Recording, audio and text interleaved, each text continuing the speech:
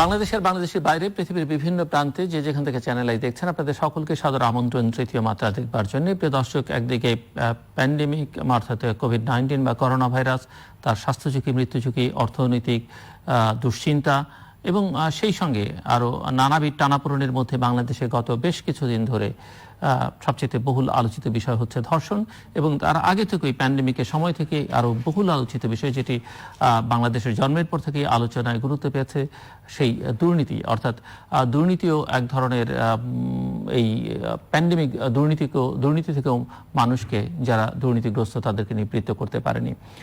রাজনীতি খানিকটা স্থিমিত, কিছু কিছু উপনির্বাচন হয়েছে, সেই সব উপনির্বাচন, সামনেও নির্বাচন আছে।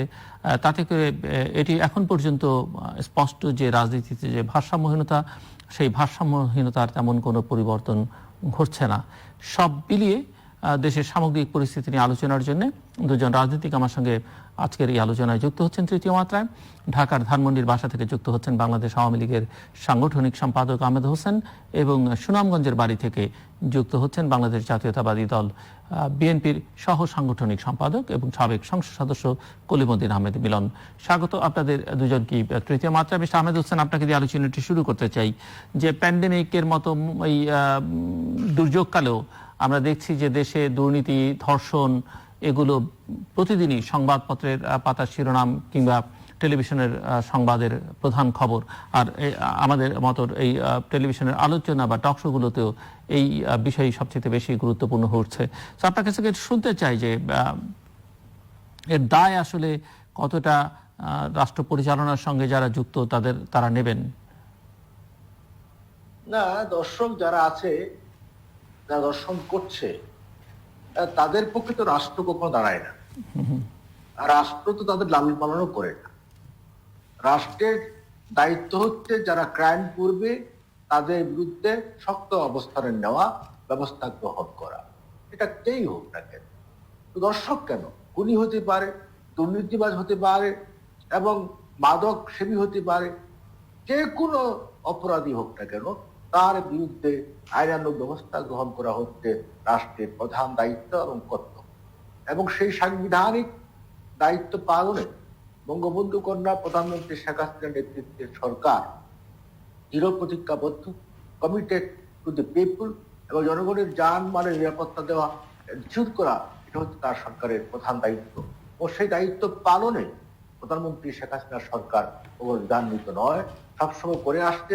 গতকালকে ক্যাবিনেটে আপনার দর্শকদের সর্বোচ্চ শাস্তি মৃত্যুদণ্ড প্রদানের বিষয়টি এসেছে এবং অ্যাপ্রুভাল হয়েছে।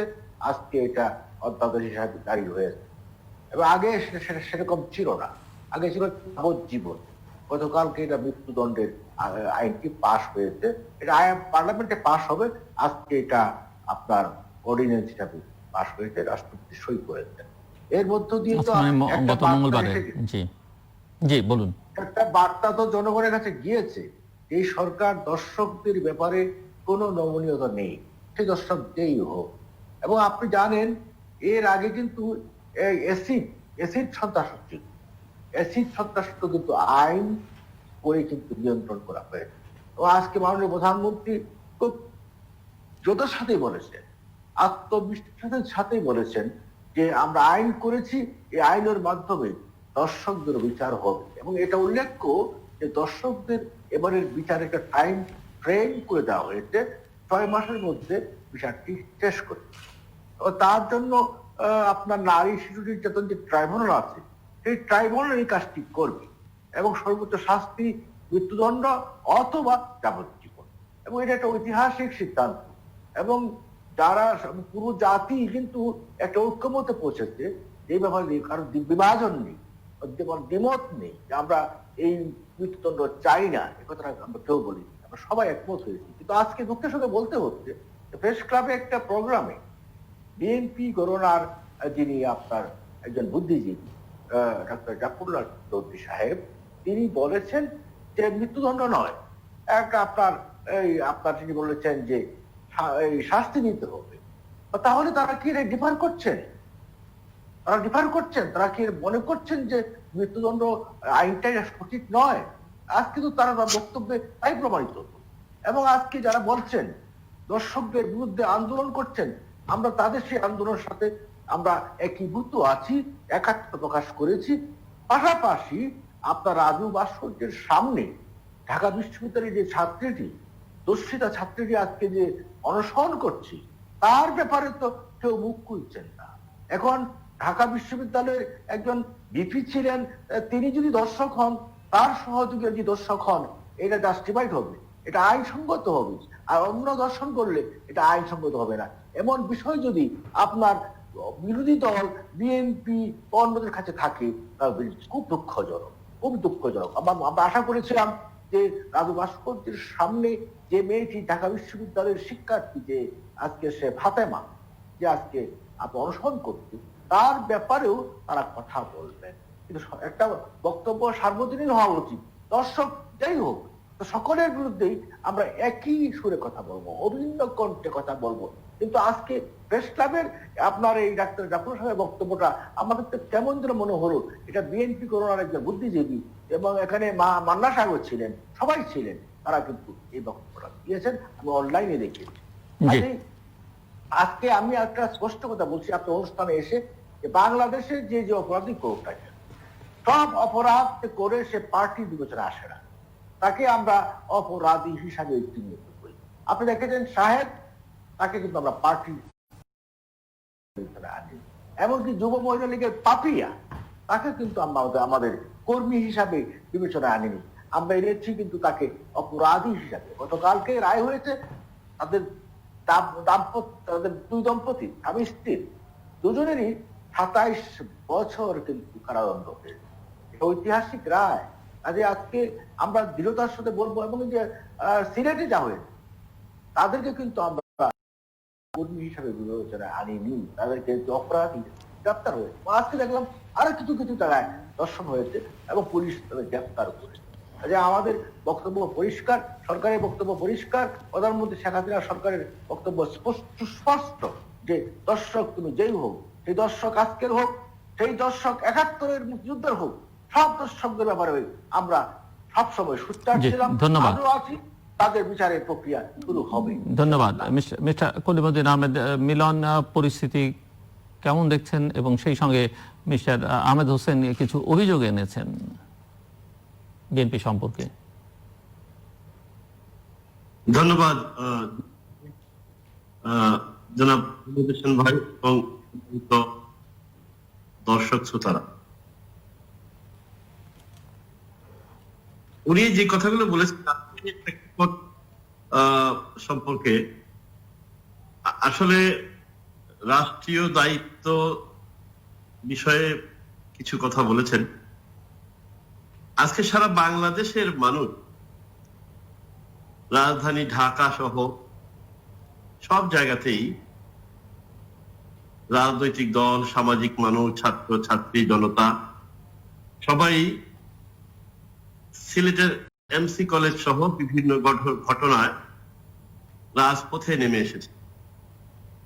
এবং আমরা যেভাবেই বলি না কেন, এমসি কলেজের যে ঘটনা, গৃহবধূকে ধর্ষণ, তারা বাংলাদেশ ছাত্রলীগের নেতা কর্মীদের দ্বারা এই ঘটিত হয়েছে।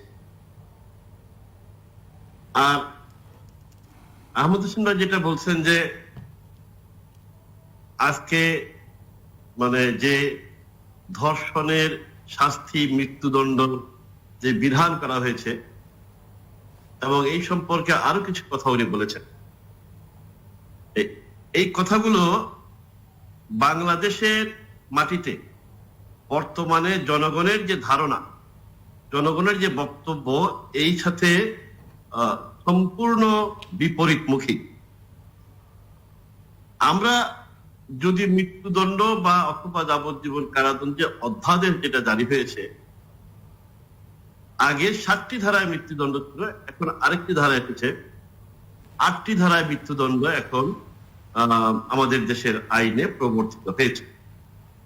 আসলে কি সমস্যা কি এই জায়গায়, না বর্তমান যারা জনগণের রায় ছাড়া অবৈধভাবে ক্ষমতায় আছেন, তাদের আশ্রয়ে প্রশ্রয়ে তাদের দলের নেতাকর্মীরা এবং তাদের পৃষ্ঠপোষকতায় যারা আছেন তারাই সারা দেশে ধর্ষণ, ডাকাতি, খুন, লুটপাট এবং বাংলাদেশের সব দুর্নীতির ব্যাপক প্রসারের জন্য দায়ী। এটা সবাই জানেন। উনি শাহেদ সাহেবের কথা বলেছেন, পাপিয়ার কথা বলেছেন, এরা কারা? শাহেদ সাহেবের ইতিহাস সবাই জানে। উনি কাদের সাথে ছিলেন, কোন জায়গায় ছিলেন। উনি তো সেটি বলছেন যে কাউকে ছাড় দেওয়া হচ্ছে না, ওনাদের দলের হলে ওনারা ছাড় দিচ্ছে না, কিন্তু আপনারা যখন কোনো কিছু মানে অভিযোগ করছেন তখন আপনারা দল মত বিবেচনা করে করছেন, কারোর বিরুদ্ধে অভিযোগ করছেন, কাউকে ছেড়ে দিচ্ছেন, সেটি উনি বলছেন।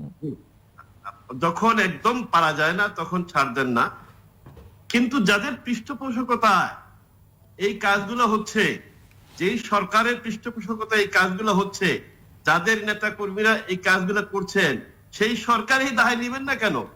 এর চেয়ে 1000 ভাগের 1 ভাগ ঘটনা ঘটলেও সরকার পদত্যাগ করত। সুতরাং ধরছি আমরা, দিচ্ছি, আবার আমরা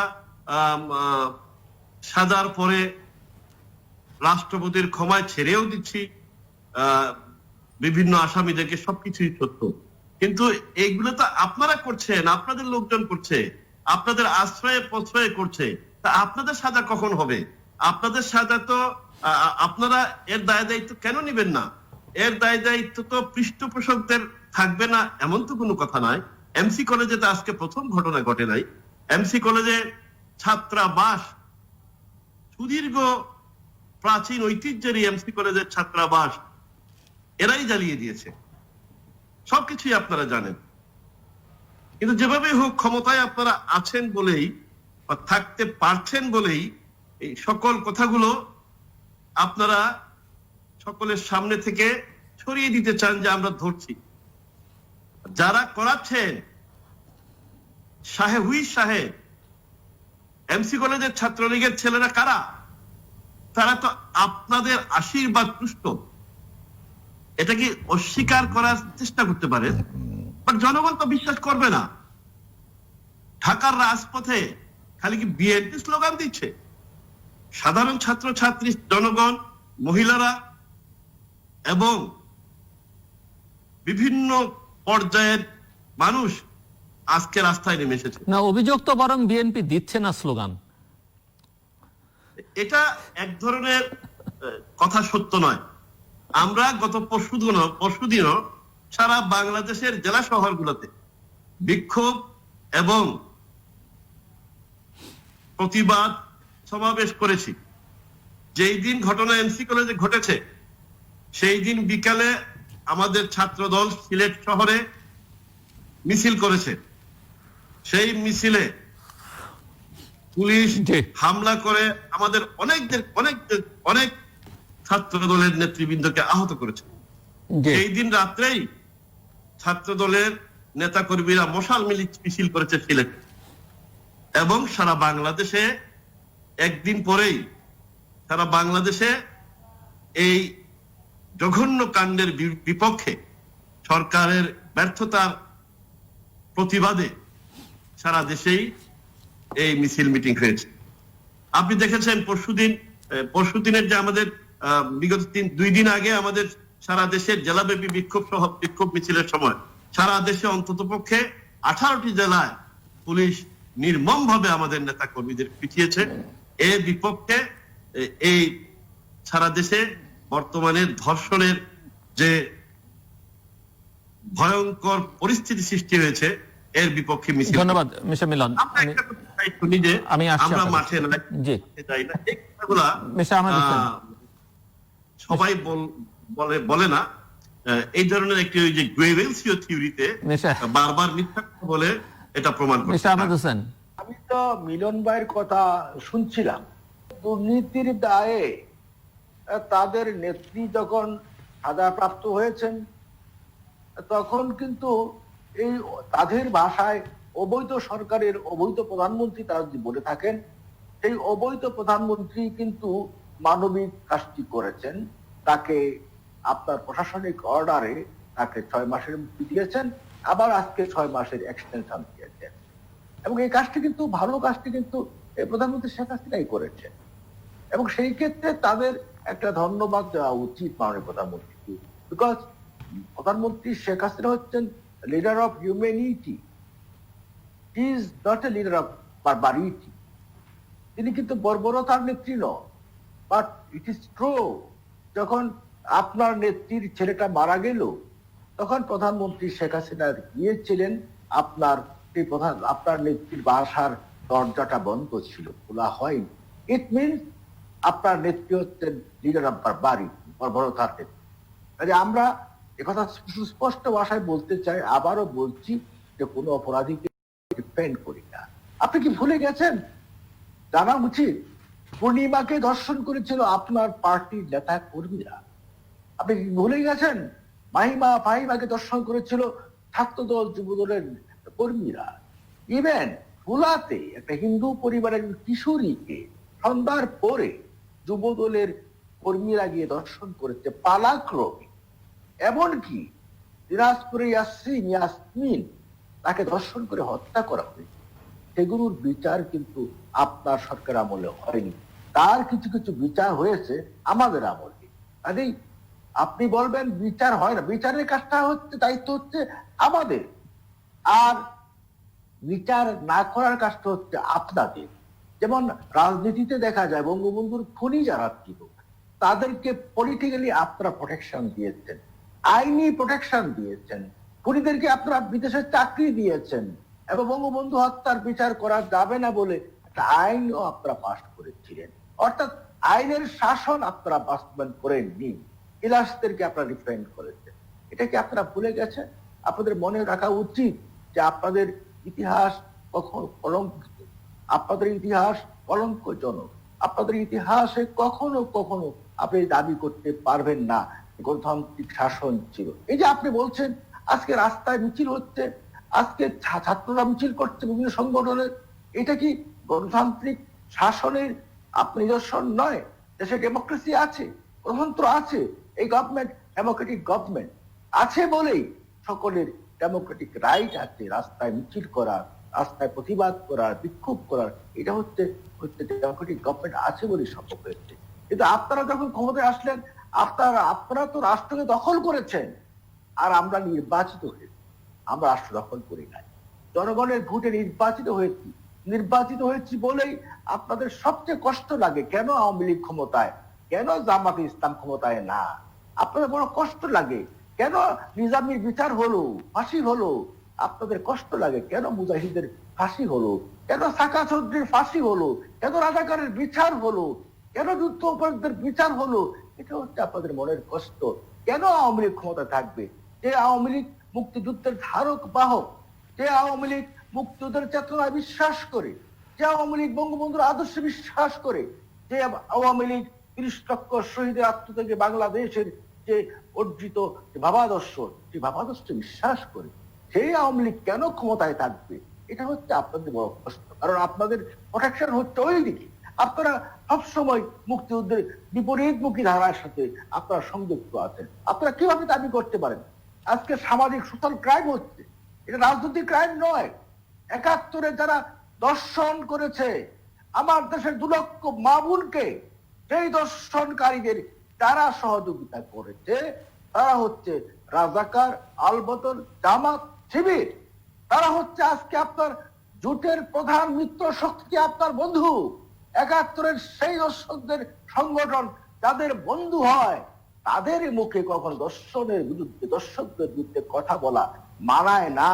মানতে আপনারা যদি আজকে মানতাম সেই দর্শকদের সংগঠন, সেই জামাতকে আপনারা যদি কুইট করতেন, বলতেন যে হ্যাঁ জামাত যুদ্ধাপরাধী, জামাত ৭১-এর ২ লক্ষ মা বোনের সতীর্থ হরণের সাথে যুক্ত, তাদের সাথে আমাদের রাজনৈতিক মিত্র হতে পারেন না, এই কথা বলে যদি আজকে আপনারা তাদেরকে কুইট করতেন, ত্যাগ করতেন, তাহলে বুঝতাম যে আপনারা সঠিক কথা বলছেন, আপনাদের কথাগুলো সত্য, আপনারা যা বলছেন বিশ্বাস থেকে বলছেন। আপনার বিশ্বাস একটা, আর কাজ করেন উল্টোটা। বিশ্বাসের সাথে কাজের সমন্বয় থাকতে হবে। যে কথা আমি বারবার বলছিলাম, এখনো সময় আছে বিএনপিকে শুদ্ধ হওয়ার, কিন্তু সময় নেই। আজকে আপনি বলবেন আপনার নেত্রী 6 মাসের আপনার তার মুক্তি হয়েছে, পরে আর 6 মাস এক্সটেন্ড হয়েছে। এটা কি আপনারা আন্দোলন করেছেন? আন্দোলনের সামর্থ্য আপনাদের ছিল? আপনাদের পার্টি সেই সাংগঠনিক শক্তি ছিল? আপনি যে বললেন যারা আপনারা বিক্ষোভ করেছেন, কেউ দেখে নাই। এই শাহবাগে যারা করেছে বাম সংগঠন, আপনার ছাত্র দলের কোনো খবরই নাই। তারা তো আপনার মির্জা ফখরুলের বাসায় ঢিল ছুটতেছে, মির্জা ফখরুলের বাসায় গিয়ে ডিম মারতেছে। আমরা দেখি নাই? এখনো ক্ষমতা অনেক দূরে, দিল্লি বহুত দূরে, এখনো ক্ষমতায় যান নাই। এখনই মির্জা ফখরুল একটা নিরীহ মানুষ, ভদ্রলোক মানুষ, তার বাসায় গিয়ে আপনার কর্মীরা ঢিল মারে, ইট মারে। এটা কোন সন্ত্রাস? এই সন্ত্রাস থেকেই তো উগ্রবাদের জন্ম হয়। এই সন্ত্রাস থেকে ক্ষমতা আসার করে আপনার এই কর্মীরা হাতেই আপনার অস্ত্র আসে, সন্ত্রাসের রাজত্ব কায়েম করে। আপনাদের সময় বাংলাদেশ ছিল উগ্রবাদের বাংলাদেশ, আপনাদের সময় বাংলাদেশ ছিল রাজাকারের বাংলাদেশ, আপনাদের সময় বাংলাদেশ ছিল আল বদরের বাংলাদেশ। আজকের বাংলাদেশ রাজাকারের বাংলাদেশ নয়, আজকের বাংলাদেশ আল বদরের বাংলাদেশ নয়। আজকের বাংলাদেশ হচ্ছে বঙ্গবন্ধুর আদর্শের বাংলাদেশ। আজকের বাংলাদেশ হচ্ছে 30 লক্ষ শহীদের আত্মত্যাগে অর্জিত বাংলাদেশের ছবি। আজকের বাংলাদেশ হচ্ছে মুক্তিযুদ্ধের চেতনার বাংলাদেশ, বিশ্বাসের বাংলাদেশ। আমরা ওই বাংলাদেশ চেয়েছিলাম, ওই বাংলাদেশ এগিয়ে যাবে। আজকের প্রধানমন্ত্রী শেখ হাসিনার নেতৃত্বে আপনাদের দুর্বৃত্ত রাজনীতির ধারক বাহক যারা আছে, তাদেরকে একেবারে সমূলে বিনাশ করে, নির্মূল করে রাজনীতিকে আমরা। ধন্যবাদ। বেশা কলিমুদ্দিন আহমেদ মিলন, আপনি বলবেন এবং আপনি যেখানটাতে শেষ করেছিলেন সেই প্রসঙ্গটা আনতে পারেন। আপনি রাজনীতি এবং নির্বাচনের প্রসঙ্গটা, উপনির্বাচনের কথা প্রশ্ন রেখেছিলাম আমি, আপনি বলতে চাইছিলেন। জি,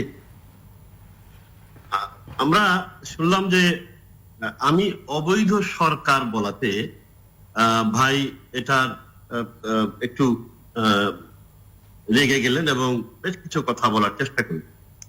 আসলে সবাই জানি আমরা যে এটি একটি ভোটারবিহীন সরকার। সবাই জানি যে আগের রাত্রেই সারা বাংলাদেশের জনগণের ভোটাধিকার লুট করে নিয়ে ব্যালট বাক্স ভরে একটি নির্বাচনের ফলাফল ঘোষণা করা হয়েছে। এটা আমি বলার প্রয়োজন নাই, সারা বাংলাদেশের মানুষ জানে, সারা পৃথিবীর মানুষ জানে। প্রধান নির্বাচন কমিশনারও পরবর্তীতে বলেছেন যে আমরা এখন সকালে ব্যালট বাক্স পাঠাবো যাতে রাতে যাতে ভোট দিতে না পারে। আসলে আজকে সকালে আমি একজন আমাদের এলাকারই একজন মানুষের সাথে কথা বলছিলাম, তো উনি বলছিলেন যে এই অবস্থাতেও অবৈধ সরকারের প্রতিনিধিরা যে সমস্ত কথাবার্তা বলেন, আমাদের সিলেটি ভাষা বলে হায়া শরম নাই। সুতরাং আমরা যদি একদম হায়া শরম, লজ্জা শরম সবকিছু ফেলে দিয়ে শুধুমাত্র ক্ষমতার জন্য আমাদের হোসেন ভাইকে আমি একজন ভালো এবং আমাদের সিলেট বিভাগের ওনার দলের রাজনীতিতে ওনার যথেষ্ট কর্মকাণ্ড আছে। সুতরাং এটা যে অবৈধ সরকার এটা আপনিও জানেন, সারা বাংলাদেশের মানুষ জানে। এর বিপক্ষে কথা না বলে চুপ থাকাই ভালো। আপনারা যদি এত ভালো কাজ করে থাকেন, তাহলে একটি নিরপেক্ষ মধ্যবর্তী নির্বাচন দেন না।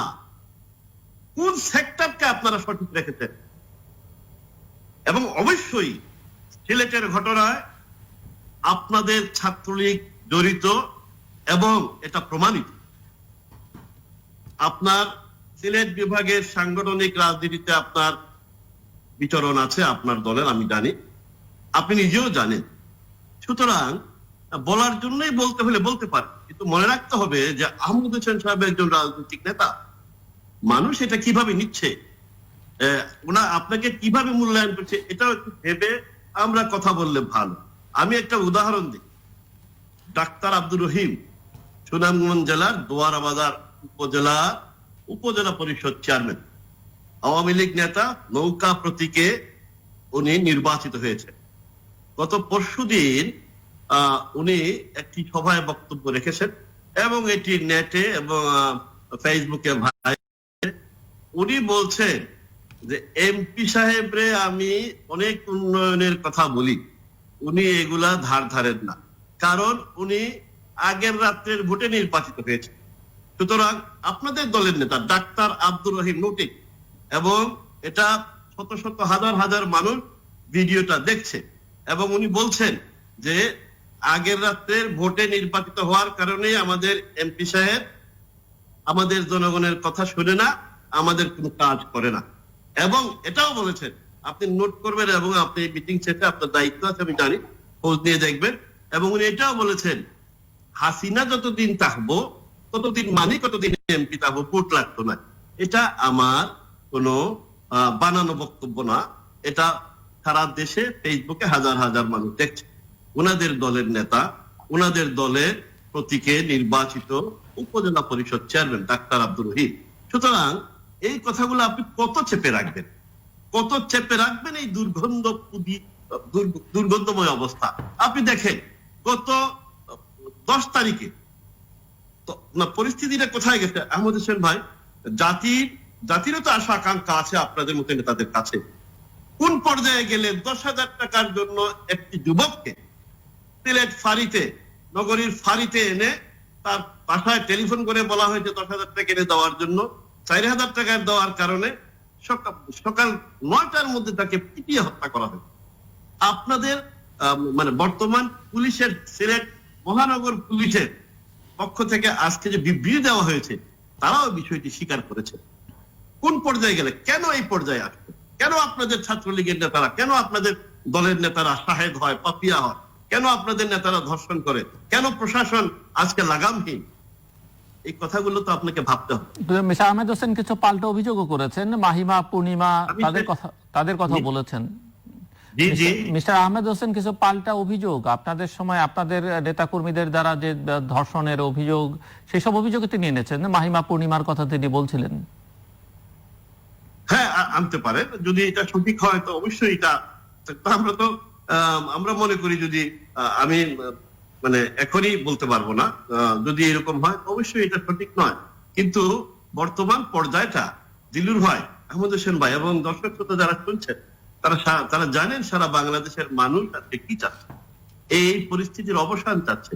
এবং আমি যে বললাম যে কেন আজকে মাত্র 10,000 টাকার জন্য তরতাজা যুবককে পিটিয়ে হত্যা করা হয়, কেন আমাদের পুলিশের কিছু কিছু মানুষ এই পর্যায়ে পৌঁছেছে, কেন আপনাদের দলের নেতা কর্মীরা এই পর্যায়ে পৌঁছেছে, কেন আজকে দুর্নীতি মহা উৎসব হচ্ছে, কেন আজকে স্বাস্থ্য মন্ত্রণালয়ের দুর্নীতির মহা উৎসব সারা পৃথিবীতে। এই করোনাকালীন সময়ে মানুষ, সরকার সবাই জনগণের পাশে দাঁড়ায়, আর আপনারা এই করোনাকালীন সময়ে শুরু থেকেই মাস্ক, সুরক্ষা সামগ্রী, হাসপাতাল, পরীক্ষা সব নিয়ে দুর্নীতির মহা উৎসবে মেতে উঠেছে। আপনি বলছেন যে আমরা বিচার করছি। আপনি যখন এই শাহেদ সাহেবের, আপনার কথা থেকে শাহেদ সাহেবের এই অপকর্ম উদ্বোধনের জন্য মন্ত্রী নিজে থাকেন, সচিব থাকেন, হাওলাত করে অন্য মন্ত্রণালয় আরেকজনের সচিব আনেন, তো এগুলোর ব্যাখ্যা কি দেবেন?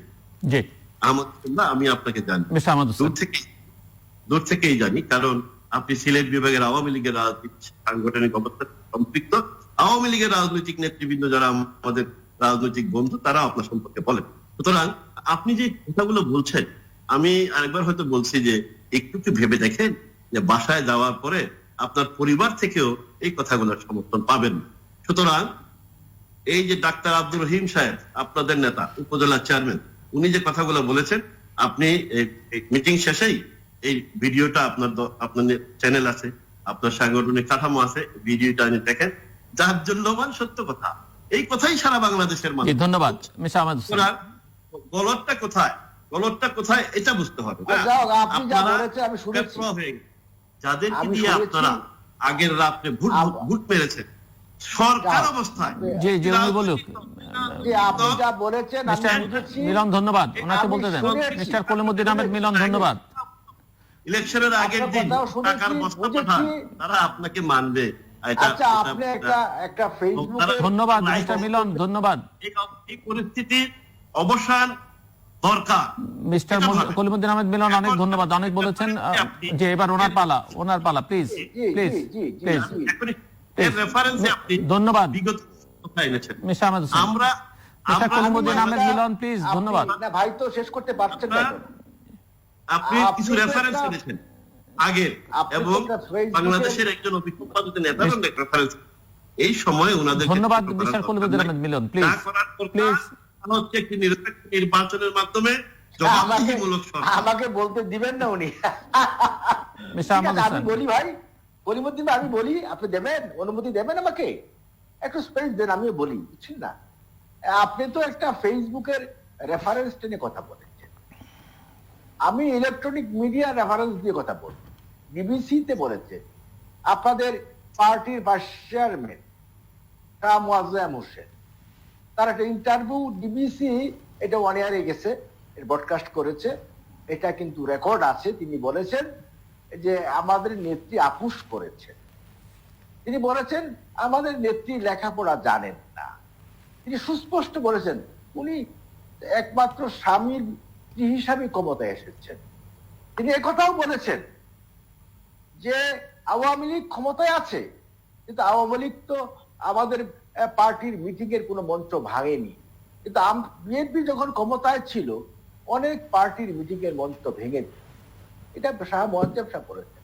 এবং শাহ মুয়াজ্জেম সাহেব একথাও বলেছেন যে রাজনীতি করে লেখাপড়া জানতে হয়। তিনি বলছেন হ্যাঁ, শেখ হাসিনা লেখাপড়া জানে, সে ঢাকা ইউনিভার্সিটির স্টুডেন্ট ছিল। এবং উনি একথাও বলেছেন উনি তো ক্ষমতায় ছিলেন 2 বার, কই জিয়া রহমানের হত্যার তো বিচারটা তিনি করেন নাই, বাট হাসিনা, উনি ওনার ভাষায়, হাসিনা তো ক্ষমতা আসার পরেই তার পিতার হত্যার বিচার করেছে, বঙ্গবন্ধু হত্যার বিচার করেছে, উনি সুস্পষ্ট ভাষায় বলছেন।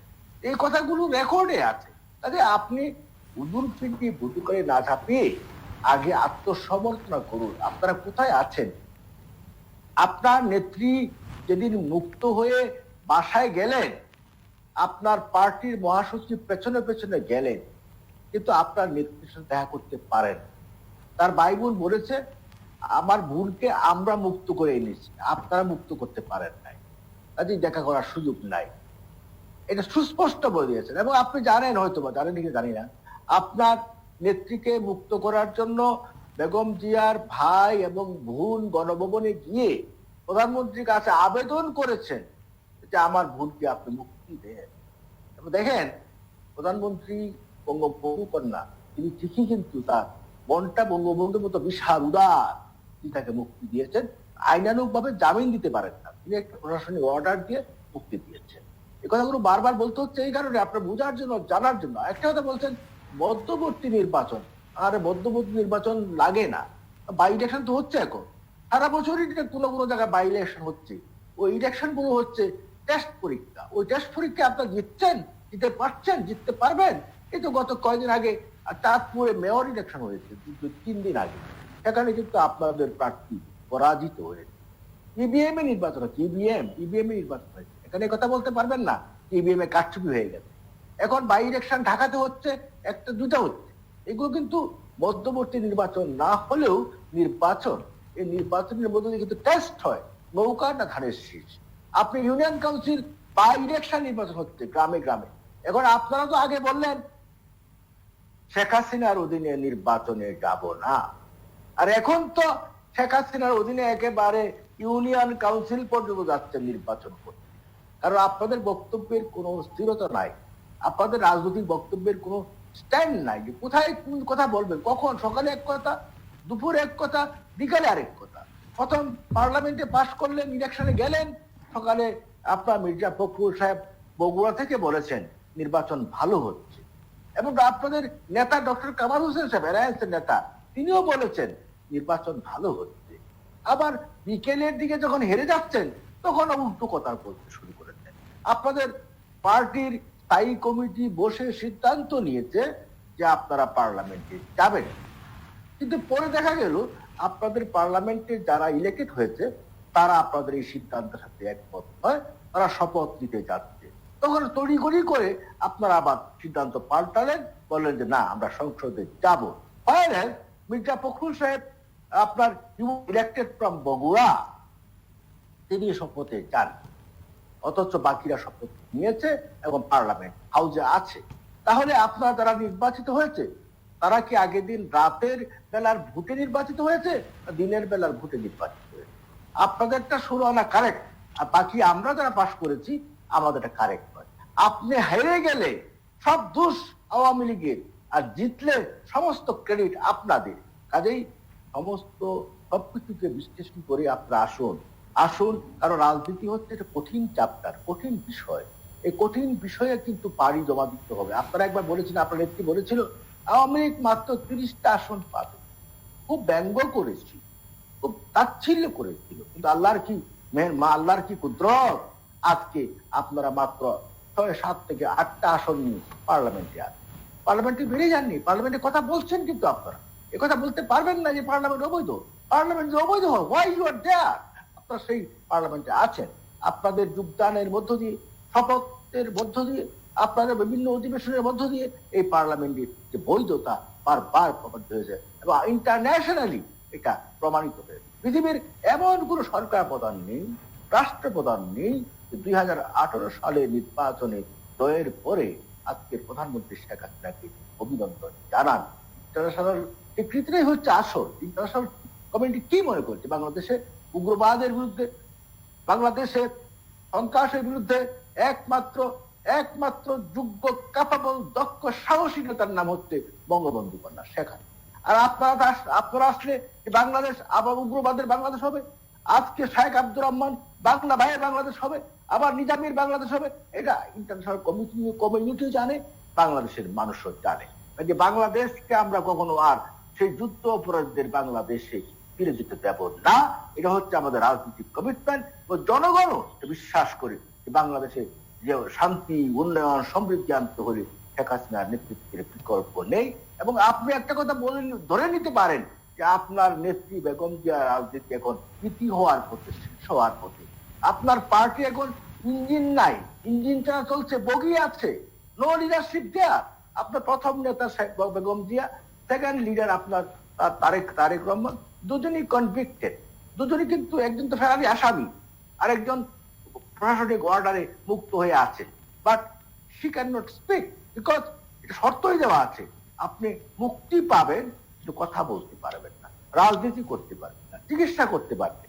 আপনি চিকিৎসা করেন। আপনি আগে বলছেন যে যখন বঙ্গবন্ধু মেডিকেল বিশ্ববিদ্যালয়ে চিকিৎসা দিচ্ছিল, আপনারা বলতেন এখানে চিকিৎসা হচ্ছে না, সরকার চিকিৎসা করছে না, তিনি অসুস্থ। এখন চিকিৎসা করেন। আমরা বলছি এখন আপনার বাসায় আছে, যে কোনো ক্লিনিকে নিতে পারেন, যে কোনো জায়গায় নিতে পারেন, চিকিৎসা করান, ওনাকে সুস্থ করেন। বাট ইট ইজ ট্রু, আমরা আবারও বলছি, তিনি কনভিক্টেড হয়েছেন, যে শাস্তি পেয়েছেন, সেই শাস্তি কিন্তু মওকুফ হয়নি, ওই শাস্তি এখনো আছে। হয়তোবা তিনি 6 মাসের প্রশাসনিক অর্ডারে মুক্ত হয়ে আছে। কাজে আপনাদের রাজনীতি এখন বঙ্গুর রাজনীতি। বিএনপি এখন তারা লাইভ হয়ে গেছে, বিএনপি এখন মুখ করতে পারছে। বিএনপি শুধু কথার মধ্যে আছে, প্র্যাকটিক্যালি বিএনপি নাই, বিএনপি কোথাও নাই। এবং আপনার কর্মীরা, গ্রাসরুট কর্মীরা হতাশ, তো বিএনপি আর ফিরে আসবে না, বিএনপি শেষ। ধন্যবাদ। এখন কথা হলো, ডাক্তার ভুল করলে কিন্তু রুগীটা মারা যায়, নেতা ভুল করলে পার্টিটাও কিন্তু শেষ হয়ে যায়। আপনার নেতা বেগম জিয়া ভুল করেছেন বারবার। যখন 2014 সালে নির্বাচনের আগে প্রধানমন্ত্রী শেখ হাসিনা তাকে ইনভাইট করলেন ওভার ফোনে, আপনি আমার গণভবনে আসুন, দাওয়াত রক্ষা করুন, আসুন কথা বলি কিভাবে নির্বাচন করা যায়।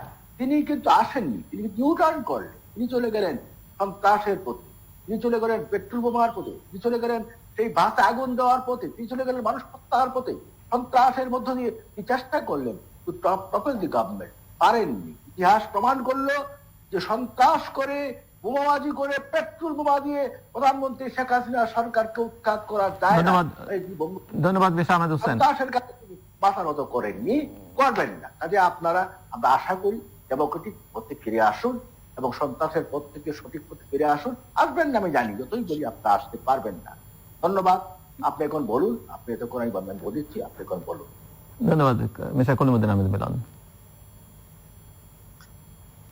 জি, আমরা আপনার কথা শুনেছি, আপনি ওই আগের মতোই সব কথাগুলো বলেছেন। সুতরাং আশা করার সুযোগ কম, তারপরে আমরা আশায় আছি যে বোধোদয় হবে। আপনি বেশ কিছু কথা বলেছেন, আমরা নির্বাচনে অংশগ্রহণ করছি। হ্যাঁ, আমরা নির্বাচনে অংশগ্রহণ করছি কারণ আমরা মনে করি বাংলাদেশের জনগণের অধিকার, বিশেষ করে ভোটাধিকার, বাংলাদেশে কোনো জবাবদিহিতা নাই। এখানে হাজার হাজার লক্ষ লক্ষ কোটি টাকা দুর্নীতি হচ্ছে প্রকাশ্যে, এবং এটি তগলকি কারবার কেউ হার মানায়। যেমন কাণ্ড, পতিদা কাণ্ড, নারকেল গাছের দাম 6 লক্ষ টাকা, এইগুলা আমার কথা না, সবাই আমরা জানি, পত্র পত্রিকা রেখেছে। সুতরাং জনগণের ট্যাক্সের টাকার এরকম ব্যাপক দুর্নীতি এবং অবৈধভাবে ক্ষমতায় থাকা এবং প্রশাসনকে অবৈধভাবে ক্ষমতায় থাকার জন্য ব্যবহার করার কারণে প্রশাসনের মধ্যে একটি চরম অস্থিরতা বিরাজ করছে। যেমন আমরা বলতে পারি মেজর সিনহার হত্যার কথা, একজন সাব ইন্সপেক্টর একজন সেনাবাহিনীর মেজরকে জানার পরেও গুলি করে হত্যা করে প্রকাশ্যে। এই সমস্ত কিছুই এটাই প্রমাণ করে যে একটি চরম অস্থিরতার দিক দিয়ে দেশ এগিয়ে যাচ্ছে। এখন আমরা এই নির্বাচনগুলা অংশগ্রহণ করছি, এর কারণ হচ্ছে আমরা জনগণের বাংলাদেশ জনগণকে ফিরিয়ে দেওয়ার জন্য আন্দোলনে আছি। আমাদের উপরে যত ধরনের নির্যাতন হোক, আমরা এই পথ থেকে সরে দাঁড়াবো না। আমরা 6 জন নিয়েও আছি, যাতে উনারা কি বৈধ বলেন নাকি সংসদে যাওয়ার পরে, আমরা আমাদের কথাগুলা বলার সকল সুযোগ ব্যবহার করতে চাই। এই চরম নির্যাতনের মাধ্যমে আমরা 302 জন নেতাকে গুমের মাধ্যমে হারিয়েছি। আমাদের প্রিয় নেতা ইলিয়াস আলী ভাইকে হারিয়েছি। আমরা হাজার হাজার লক্ষ লক্ষ নেতা কর্মী মামলায় জড়িত এবং বাড়িতে থাকতে পারে না, পঙ্গু হয়ে গেছে। আমরা আমাদের পথ থেকে সরে আসিনি। আমরা জনগণের কাছে, বাংলাদেশের কাছে আমাদের কমিটমেন্ট যে আমরা জনগণের পক্ষে লড়াই করে যাব। লড়াই করে যাওয়ার পরে যদি আমরা একটি নিরপেক্ষ নির্বাচন আদায় করতে পারি, সেই নির্বাচনে আপনারা যদি ভালো কাজ করে থাকেন, জনগণ আপনাদেরকে নির্বাচিত করবে, আমাদের কোনো অসুবিধা নাই। আরেকটি পয়েন্ট আপনি বেশ কয়েকবার ব্যবহার করেছেন, আমি লক্ষ্য করেছি, আপনার যুক্তি না থাকার কারণে কতগুলো অপ্রাসঙ্গিক কথা কয়েকবার আপনি রিপিট করেছেন, এবং আপনি ভর করতে চেয়েছেন স্বাধীনতা যুদ্ধের ভূমিকা এবং আমাদের ওই সময়কার নেতৃবৃন্দের উপরে আপনি ভর করতে চেয়েছেন বিগত দিনের বেশ কিছু অপ্রয়োজনীয় অপ্রাসঙ্গিক আলোচনার সাথে। আপনি দেখেন আহমেদ হোসেন ভাই, মানে আমি কেন জানি আমি অনেক নাম শুনেছি আপনার, এবং আপনার কর্মকাণ্ড আমি দেখেছি, আপনাদের সংগঠনের মধ্যে যথেষ্ট আস্থা আপনার উপরে আছে।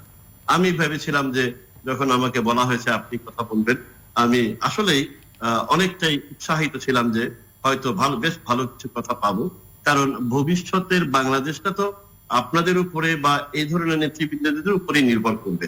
এইভাবে তো আর চলে না। আপনি বেশ কিছু অপ্রাসঙ্গিক কথা বেশ কয়েকবার বলেছেন। আমাদের দেশ নেত্রী বেগম খালেদা জিয়া বাংলাদেশ জাতীয়তাবাদী দল বিএনপির চেয়ারপারসন। উনি বিভিন্ন ধারাবাহিকতায় রাজপথ এবং জনগণের সাথে, জনগণের পক্ষে লড়াই করে করেই এই পর্যন্ত এসেছেন। এ পর্যন্ত যতটি নির্বাচনে অংশগ্রহণ করেছেন, 5টি করে আসন যখন ছিল, তখন সবকিছু তিনি নির্বাচিত হয়েছেন।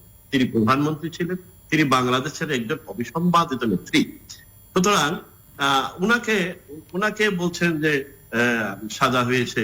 হ্যাঁ, 111 এর সময় বেশ কিছু মামলা আমাদের চেয়ারপারসন বেগম খালেদা জিয়া এবং আপনাদের সভানেত্রী জনাবা শেখ হাসিনার উপরে মামলা হয়েছিল। আপনারা ক্ষমতায় আসার পরে সেই মামলা আপনাদের সভানেত্রী এবং বাংলাদেশের আপনাদের বর্তমান প্রধানমন্ত্রী জনাবা শেখ হাসিনার উপরে মামলাগুলো তুলে নিয়েছে।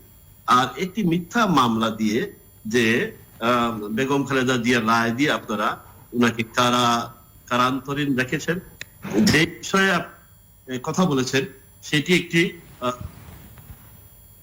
সেটা 2 কোটি টাকা ব্যাংকেই আছে। সেটা আমার জানা মতে আরো 2 বছর আগে 6 কোটি টাকা হয়েছিল ব্যাংকে, এটা আরো হয়তো 7 কোটি টাকা হয়েছে। সুতরাং এখানে কোনো তথ্যের কোনো মিস্টার মিলন একটু শেষ করে আনতে হবে।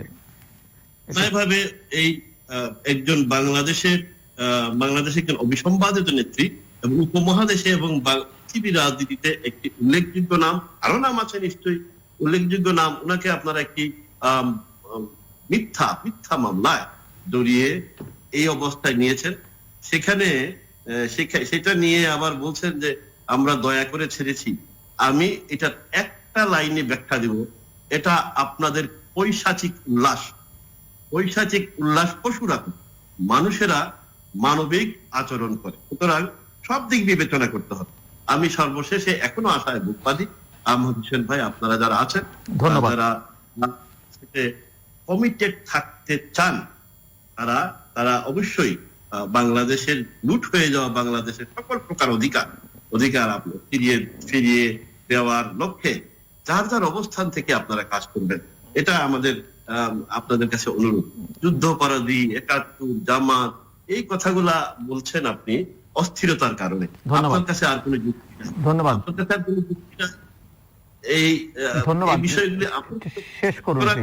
আমি ধন্যবাদ জানাই দিলরুফ ভাইকে আমরা এই কথাগুলো বলার কারণে, এবং আমি আবারও আহমেদ হোসেন ভাইকে অনুরোধ করব, আপনাদের দোয়ারা বাজার উপজেলা চেয়ারম্যান সাহেবের ভিডিওটা ভাইরাল হয়েছে, তার বক্তব্য শুনবেন, এবং আশা করি আমরা সকলে মিলে এই সমস্ত অনাচারকে আমরা রুখে দিয়ে লুট হয়ে যাওয়া বাংলাদেশের জনগণের বাংলাদেশ আবার জনগণের কাছে।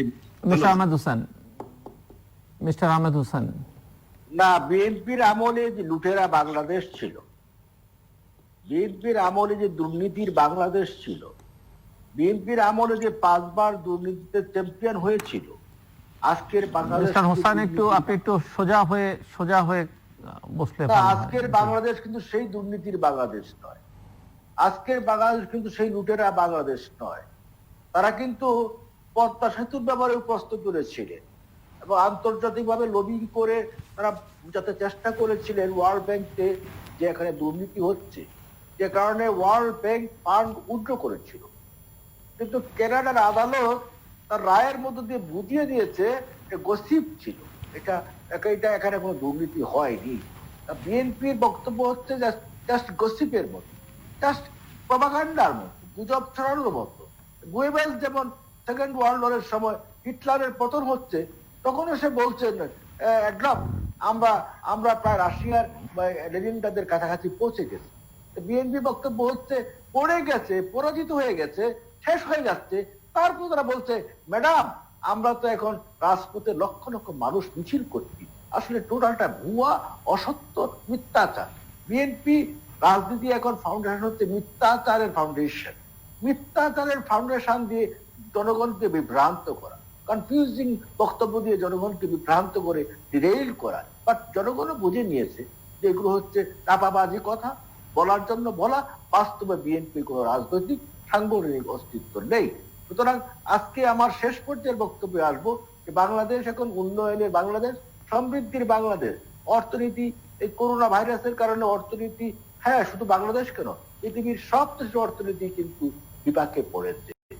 তবে বাংলাদেশের অর্থনীতি অনেকটা ভালো আছে। এটা হচ্ছে প্রবাসীদের টাকা কিন্তু আসতে এখন। 1, 2 হচ্ছে গ্রামীণ অর্থনীতি ভালো, বিকজ কৃষকরা ফসল করেছিল। ফসল যখন করেছে, বুড়োদানি যে সুনামগঞ্জের ভাই আপনি এখানে আছেন, যখন কৃষকরা উদ্বেগ উৎকণ্ঠার মধ্যে ছিল যে ধান কেটে ঘরে আনতে পারবে কিনা, তখন মাননীয় প্রধানমন্ত্রী ছাত্রলীগ, যুবলীগ, কৃষক লীগকে আহ্বান জানালেন, আমাদের কমিটিকে আহ্বান জানালেন, তোমরা মাঠে যাও এবং কৃষকদের ধান কেটে দাও। আমাদের যুবলীগ বলেন, কৃষক লীগ বলেন, ছাত্রলীগ বলেন, আমাদের পার্টির কর্মীরা বলেন, সবাই কিন্তু কৃষকের সেই মাঠে গিয়ে ধান কেটে ঘরে তুলে দিয়েছে। এটা হচ্ছে আওয়ামী লীগের রাজনীতি, এটা হচ্ছে বঙ্গবন্ধুর আদর্শের রাজনীতি। জনগণের পাশে থাকা ক্রিয়েটিভিটি ডেস্ট্রয় নয়, ধ্বংস নয়। তারা ধ্বংস করে, তারা রাজনীতির জন্য সহায়ক শক্তি নয়। আমাদের আওয়ামী লীগের রাজনীতি হচ্ছে ক্রিয়েটিভ, সৃষ্টিশীলতা, সৃষ্টি করা এবং জনগণের কল্যাণ আনা। এবং বাংলাদেশ আজকে কল্যাণের পথে আছে, বাংলাদেশ আজকে উন্নয়নের পথে যাচ্ছে, এগিয়ে যাচ্ছে। ইনশাআল্লাহ সব সিচুয়েশনকে ওভারকাম করে, মোকাবেলা করে বাংলাদেশ নেতৃত্বে এগিয়ে যাচ্ছে, এগিয়ে যাবে। ধন্যবাদ মিস্টার কলিমুদ্দিন আহমেদ মিলন এবং মিস্টার আহমেদ হোসেন আমাদের সঙ্গে এই আলোচনায় যুক্ত হবার জন্য। দর্শক, কথা বলছিলেন দুটো প্রধান দলের রাজনৈতিক নেতা, এবং অভিযোগ, পাল্টা অভিযোগ এটি আছেই, থাকবেই। প্রত্যেকের কথার মধ্যেই হয়তো কিছুটা সত্যতা আছে, কিছুটা রাজনৈতিক বিবেচনা থেকে কথা আছে, কিন্তু আমরা চাই জনগণের যেটা আকাঙ্ক্ষা, যে দেশে স্বচ্ছতা, জবাবদিহিতা, আইনের শাসন, গণতন্ত্র, মানুষের অধিকার, মানুষের অন্তর্ভুক্তি, এগুলো নিশ্চিত করা হোক।